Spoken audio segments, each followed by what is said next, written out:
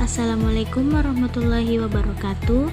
Pada video kali ini dibuat untuk menyelesaikan tugas mata kuliah Biostatistika Dasar dengan dosen pengampu Bapak Alexander Kurniawan Saryanto Putra, SSI MSI. Kami dari kelompok 1 yang beranggotakan 8 orang yang masing-masing berkontribusi secara aktif dalam penyelesaian tugas kali ini.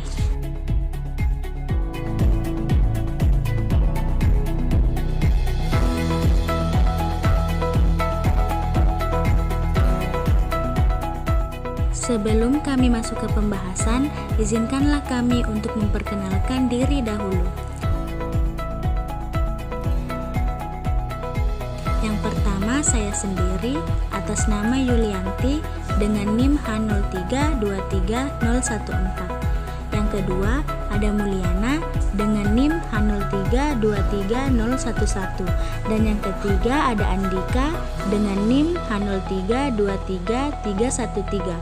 Lalu yang keempat ada Elsayanti dengan NIM H0323316. Kemudian yang kelima ada Alfia dengan NIM H0323317. Selanjutnya ada Saila Inindia dengan NIM H0323508. Dan yang ketujuh ada Tasya Aulia dengan NIM H0323509. Dan yang terakhir ada Nurul Fitriani dengan NIM H0321515. Baiklah, kami dari kelompok 1 akan mempresentasikan materi dengan judul Rancangan Petak Berjalur.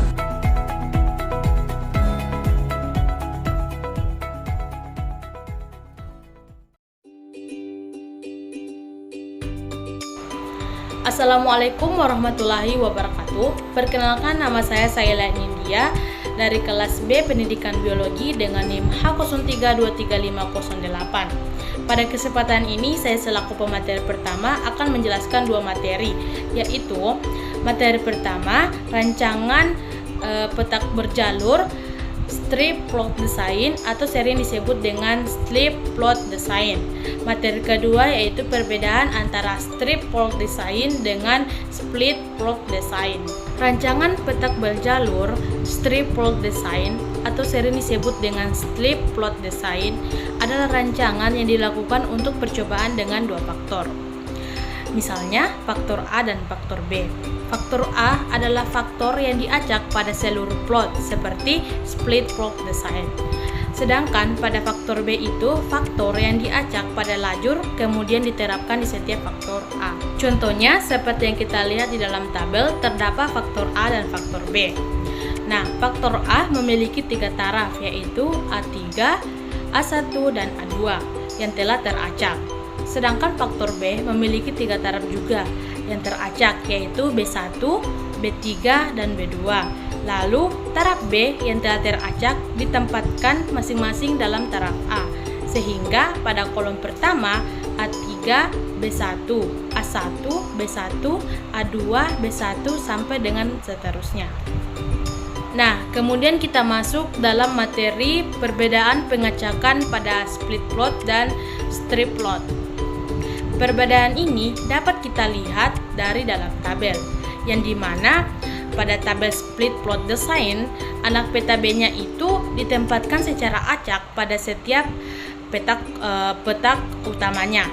Sedangkan pada tabel strip plot design, penempatan anak B-nya itu berada dalam satu jalur yang sama dengan keseluruhan petak utamanya. Baik, langsung saja perkenalkan, nama saya Yulianti selaku pemateri kedua yang akan menjelaskan materi tentang pengacakan dan tata letaknya. Prosedur pengacakan pada rancangan split plot untuk kedua faktor terdiri dari 2 tahap, yaitu pengacakan yang dilakukan secara bebas untuk keduanya, satu untuk faktor horizontal dan satu lagi untuk faktor vertikal. Faktor horizontal ini faktor yang D-nya atau anak petaknya, sedangkan faktor vertikal adalah untuk faktor A-nya. Nah, urutan tidak terlalu penting diperhatikan. Misalnya, terdapat faktor A dan faktor B. Faktor A-nya pupuk nitrogen, terdiri dari 4 taraf, yaitu A1, A2, A3, dan A4. Lalu faktor B terdiri dari 3 taraf varietas, yaitu B1, B2, dan B3. Faktor A ini ditempatkan dalam jalur vertikal, kemudian faktor B ditempatkan dalam jalur horizontal atau per baris. Nah, percobaan diulang sebanyak 3 kali. Lalu, bagaimana cara pengacakannya? Mari kita lanjutkan ke video berikut. Jadi, yang pertama dilakukan adalah pengacakan faktor A, dan terdapat 2 langkah. Langkah yang pertama yaitu bagi area percobaan sesuai dengan banyaknya ulangan. Pembagian kelompok didasarkan pada pertimbangan bahwa keragaman pada setiap kelompok relatif heterogen. Nah, di sini dapat kita lihat pada gambar. Di sini ada ulangan 1 atau kelompok 1, ulangan 2, dan ulangan 3. Jadi, pertama bagi petak pertama percobaannya itu menjadi banyaknya ulangan atau banyaknya kelompok. Nah, langkah selanjutnya, setiap kelompok ini akan dibagi lagi menjadi A petak dalam arah vertikal. Jadi, kalau misalkan faktor A-nya itu ada 4, maka setiap ulangan ini akan dibagi lagi menjadi 4 ke arah vertikal. Jadi A1, kolom A3, kolom A4, dan kolom A2.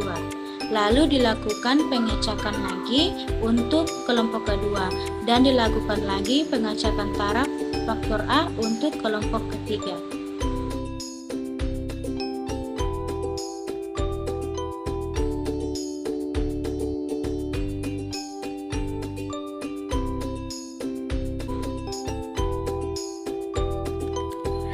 Baik, perkenalkan nama saya Mulyana. Di sini saya akan melanjutkan materi yang telah dipaparkan oleh rekan saya, yaitu materi tentang pengacakan dan tata letak.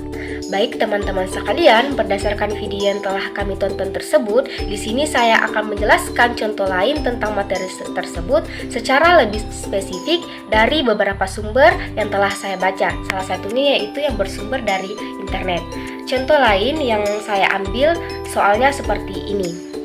Misalkan, pada percobaan 2 faktor yaitu faktor A yang dimana level-levelnya terdiri dari A1, A2, dan A3, dan faktor B yang level-levelnya terdiri dari B1, B2, dan B3. Faktor A ditempatkan sebagai petak utama, sedangkan faktor B ditempatkan sebagai anak petak, di mana tiap perlakuan diulang sebanyak 3 kali. Bila menggunakan rancangan acak lengkap, itu berarti kondisi tiap unit ekskremen diasumsikan homogen. Pada tahap awal untuk split plot rancangan acak lengkap ini, unit-unit percobaan dikelompokkan menjadi 9 kelompok, di mana 3 level faktor A dan 3 ulangan, di mana setiap kelompok terdiri dari 3 taraf faktor B. Level-level dari faktor A diacak ke dalam 9 kelompok unit eksperimen tersebut. Kemudian, level-level dari faktor B diacak pada setiap level faktor A. Adapun bagan pengacakannya dapat kita lihat berdasarkan gambar di atas ini. Nah, model linear dari rancangan petak terpisah secara umum dapat dituliskan sebagai berikut. YIJK sama dengan mu ditambah rho I, ditambah alpha J, ditambah beta K, ditambah gamma IJ, ditambah theta IK, ditambah komponen interaksi antara faktor A dan B, dan ditambah galak keseluruhan. Assalamualaikum warahmatullahi wabarakatuh. Perkenalkan, nama saya Alfia dengan NIM H03233117. Di sini saya selaku pemateri keempat akan membawakan 3 materi. Materi pertama itu yang berjudul model linear, materi kedua analisis seragam, dan materi ketiga jenis galak pada strip plot. Baik, kita masuk pada materi pertama yaitu model linear. Model linear ini memiliki komponen Y, I, J, K sama dengan mu adalah rotan umum, ditambah rho I adalah pengaruh kelompok KI, ditambah alpha J adalah pengaruh faktor A ke taraf J, ditambah beta K adalah pengaruh faktor B ke taraf K, ditambah gamma I adalah interaksi faktor A dan faktor B, ditambah delta IK adalah komponen galat pada faktor A dan kelompoknya, ditambah komponen antara faktor A dan B, faktor secara keseluruhan yaitu komponen galat faktor A dan B dan kelompoknya. Materi yang kedua yaitu analisis seragam. Analisis seragam dalam strip plot dibagi menjadi 3 bagian. Yang pertama itu analisis faktor vertikal atau faktor A. Yang kedua analisis faktor horizontal atau faktor B. Yang ketiga analisis interaksi atau faktor AB. Dan terdapat 3 jenis galat. Yang pertama galat A, yang kedua galat B, dan yang ketiga galat C. Kita masuk pada materi ketiga yaitu jenis-jenis galat pada straight plot. Adapun jenis galat pada straight plot, yang pertama itu galat A, prosedur perhitungannya sama dengan interaksi faktor A dan kelompoknya merupakan pembagi pada UJF untuk pengaruh faktor A. Yang kedua galat B, prosedur perhitungannya sama dengan interaksi faktor B dengan kelompoknya merupakan pembagi UJF untuk pengaruh faktor B. Yang ketiga galat C digunakan untuk menguji interaksi AB pada UJF dan akan meningkatkan ketepatan pengaruh interaksi AB. Dalam strip plot itu akan diuji 3 yaitu faktor A, faktor B, dan interaksi. Faktor A nanti pembaginya adalah galat A, faktor B pembaginya adalah galat B, dan faktor C pembaginya adalah interaksi. Assalamualaikum warahmatullahi wabarakatuh. Perkenalkan, nama saya Elsa Yanti dengan NIM H0323316 dari kelas B. Di sini saya akan melanjutkan materi terkait formula jumlah kuadrat. Nah, dari sumber yang saya baca, untuk melihat formula jumlah kuadrat itu untuk langkah pertama dengan menghitung faktor koreksi. Nah, dalam statistika, faktor koreksi ini sering digunakan untuk mengoreksi atau menyesuaikan data untuk kesalahan pengukuran. Nah, salah satu rumus untuk faktor koreksi adalah data yang dikoreksi sama dengan data asli dikurang rata-rata dibagi dengan standar deviasi. Nah, ini sering digunakan untuk mengoreksi data untuk membandingkan data dari dua kelompok yang memiliki rata-rata atau variabilitas yang berbeda. Kemudian langkah kedua, menghitung jumlah kuadrat ulangan atau kelompok. Rumus lain yang dapat digunakan untuk menghitung jumlah kuadrat adalah dengan menggunakan rumus jumlah kuadrat sama dengan n dikali n tambah 1 dikali 2n tambah 1 dibagi 6. Nah, di mana n adalah jumlah total ulangan atau anggota kelompok. Ini dapat digunakan untuk menghitung jumlah kuadrat dari urutan bilangan bulat dari 1 hingga n. Untuk langkah ketiga, menghitung jumlah kuadrat total atau lambangnya JKT. Nah, jumlah kuadrat total ini adalah jumlah dari semua kuadrat selisih antara setiap nilai dan rata-rata kelompok, atau dapat juga dihitung sebagai jumlah kuadrat dari semua nilai dalam kelompok. Untuk rumusnya dapat dilihat di mana XI adalah setiap nilai dalam kelompok, kemudian rata-rata dari semua nilai kelompok, dan N adalah jumlah total nilai dalam kelompok. Baik, untuk selanjutnya akan dipaparkan oleh rekan saya. Assalamualaikum warahmatullahi wabarakatuh. Perkenalkan, nama saya Andika dengan NIM H0323313. Berdasarkan video yang telah kami tonton, menurut saya pemaparan materi yang dijelaskan dalam video tersebut masih kurang lengkap, di mana tidak menjelaskan definisi dari tabel ANOVA. Di sini saya akan menjelaskan lebih spesifik tentang tabel ANOVA dari sumber yang telah saya baca dari internet. Sebelum kita membahas tabel ANOVA, terlebih dahulu kita mengetahui ANOVA itu apa. ANOVA atau analisis variansi adalah sebuah teknik statistik yang digunakan untuk membandingkan rata-rata dari 3 atau lebih kelompok yang berbeda untuk menentukan apakah ada perbedaan signifikan di antara mereka. Tujuan utama dari ANOVA adalah untuk menguji apakah rata-rata antara kelompok berbeda. secara signifikan atau hanya terjadi karena variasi acak. Metode ini sering digunakan dalam berbagai bidang termasuk ilmu sosial, ilmu alam, dan ekonomi. Selanjutnya, tabel ANOVA. Tabel ANOVA adalah yang dihasilkan dari analisis ANOVA. Tabel ini biasanya berisi nilai-nilai seperti jumlah kuadrat antara kelompok, jumlah kuadrat dalam kelompok, jumlah kuadrat total, derajat kebebasan, dan statistik uji F beserta nilai signifikasinya.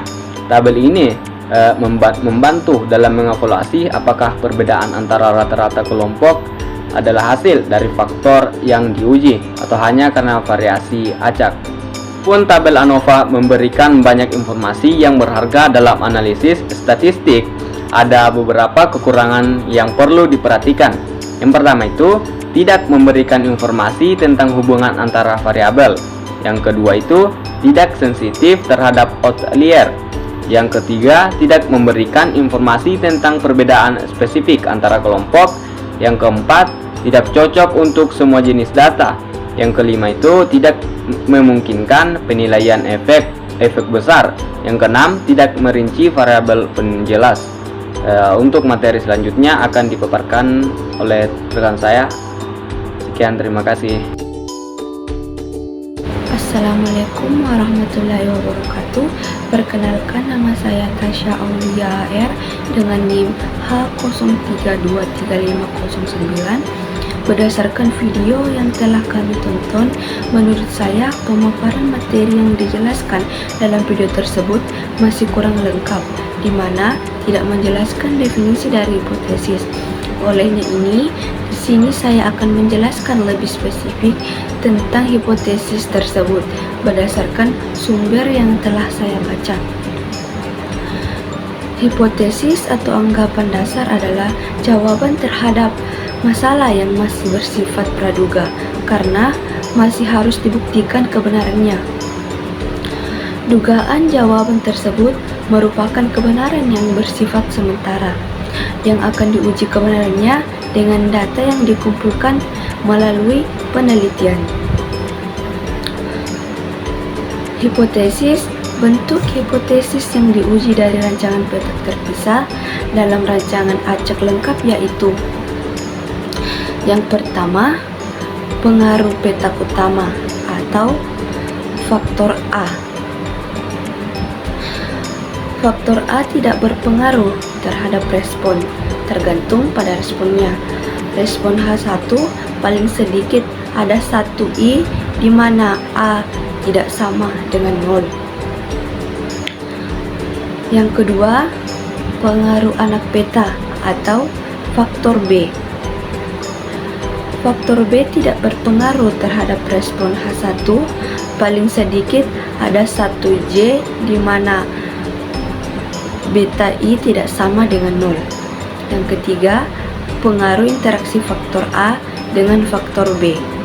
Interaksi dari faktor A dengan faktor B tidak berpengaruh terhadap respon. H1 paling sedikit ada sepasang I atau J di mana AB tidak sama dengan 0. Baik, itulah materi saya. Sekian dan terima kasih. Wassalamualaikum warahmatullahi wabarakatuh. Baik, saya di sini akan melanjutkan materi dari video yang teman-teman sudah jelaskan atau tanggapi. Baik, bagian saya yaitu simpangan baku tersebut dibandingkan oleh nilai T sebagai berikut. Nah, dapat kita lihat dari tabel galat baku di atas untuk membandingkan pengaruh sederhananya digunakan dua jenis KT atau galat. Implikasinya rasio selisih perlakuan terhadap galat baku tidak mengikuti sebaran tes student sehingga perlu dihitung tergabungan atau terbobot. Jika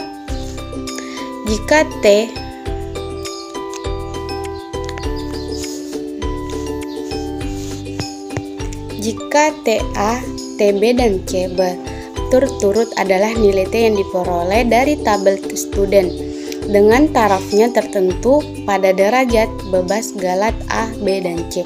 Maka nilai T terboboti adalah, yang dimana untuk dua rataan perlakuan vertikal A pada taraf faktor horizontal B yang sama menggunakan rumus yaitu T sama dengan B kurang 1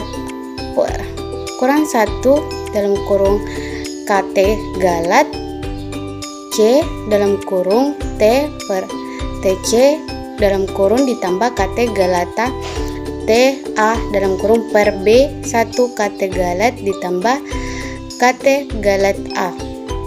Nah, rumus itu yaitu pada yang dimana untuk dua rataan relevan vertikal pada taraf faktor horizontal B yang sama. Sedangkan untuk rataan perlakuan horizontal B pada taraf faktor vertikal A yang sama menggunakan rumus T sama dengan A kurang 1 dalam kurung KT galat C dalam kurung T C dalam kurung ditambah KT galat B dalam kurung T B per A1 kata galat C ditambah kata galat B.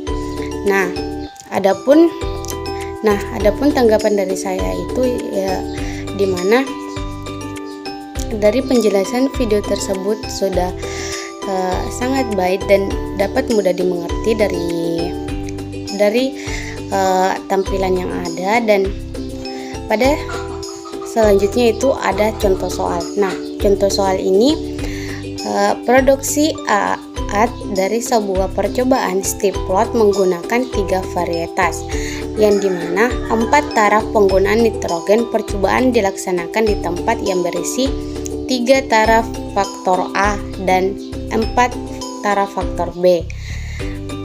Faktor A sama dengan varietas F1, F2, dan F3. Faktor B nitrogen N1, N2, N3, dan N4 terdapat 4 blok. Nah, dari contoh soal ini selanjutnya akan dibahas pada video berikutnya. Terima kasih. Baik, terima kasih karena telah menyaksikan video ini sampai selesai. Kurang lebihnya mohon dimaafkan. Wassalamualaikum warahmatullahi wabarakatuh.